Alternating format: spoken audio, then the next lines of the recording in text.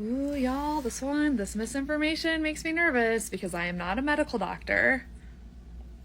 I have a doctor of philosophy, so outside of my field. But I can't let it go. I can't let it go. So if you are watching this and you are a medical doctor and you are familiar with this research, please correct me. Let's dive in.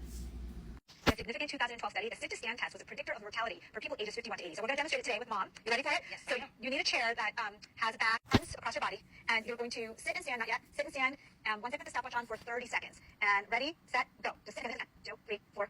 Okay, so you can go watch the full video if you want to, but basically they demonstrate what they're calling the sit and stand test, and then they talk about the results in terms of like what is above, below average for a woman of her mother's age.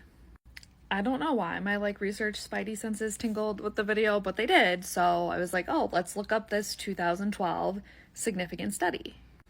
Now, as I always say, one of the issues here is that if you don't give the citation for the study, harder to know exactly what study you're talking about again. So someone please jump in. But there is a 2012 study about sit and stand that talks about the same mortality rate they mentioned in the video. So let's pull it up. So this is the study. It was published in, sorry, I have to get so close to read this because I don't have great eyesight, the Journal of Preventive Cardiology. And what I want you to pay really close attention to here is the title of the study: Ability to Sit and Rise from the Floor as a Predictor of All-Cause Mortality.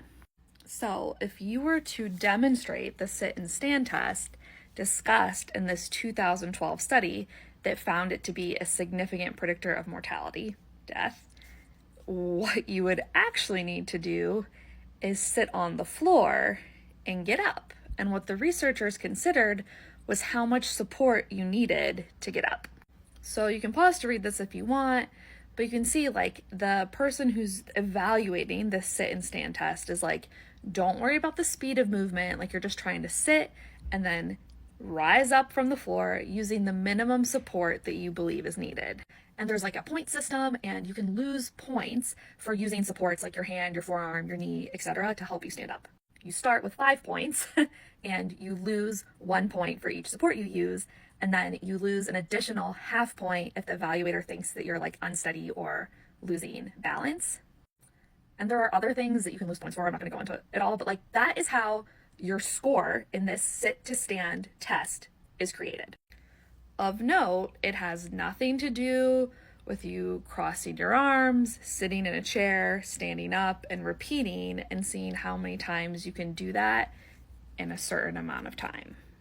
So when they say, which they do, in this little conclusion preview section, that this sit to stand is a significant predictor of mortality in 51 to 80-year-old people, what that means is this test they designed where you sit on the ground and stand up. But this doctor had this nifty little chart about the average amount of time someone could sit or stand. So I was that must come from somewhere, and it does. But it doesn't come from this 2012 study.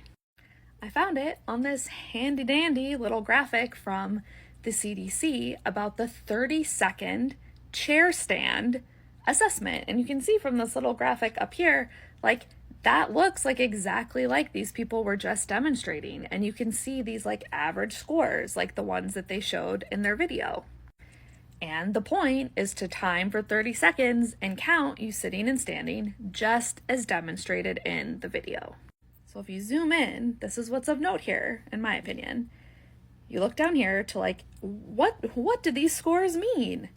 A below average score indicates a risk for falls. Falls do not necessarily equal mortality, and that graphic does not talk about mortality. So what's happening is we're opening with talk about this sit to stand test that has a significant 2012 study that shows it's related to mortality, that it's related to death. Then we're demonstrating a different test that is used to assess risk for falls. I'm not a medical doctor. I would assume that as you're older, a fall could mean like death or severe injury that leads to death.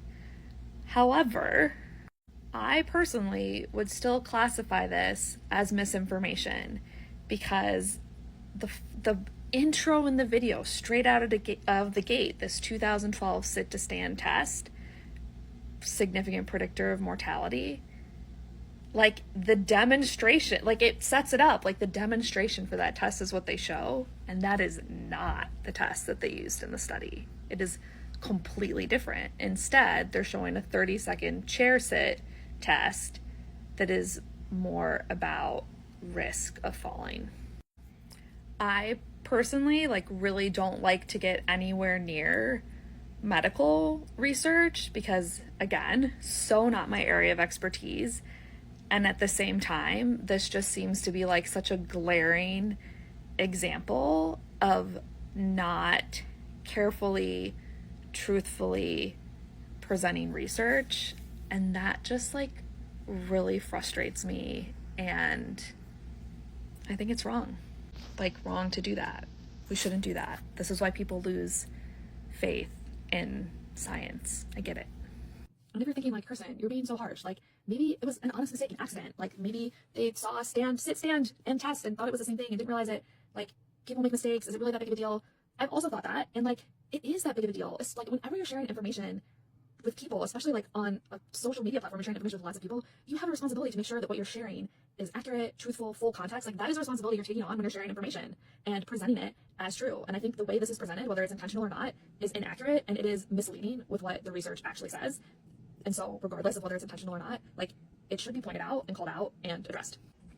And of course, if there's a secret study out there, secret to me that I wasn't able to find, that is about a test that looks exactly like the test they did, that showed the exact same things in 2012 as this other test that looked completely different, I would love to know about it.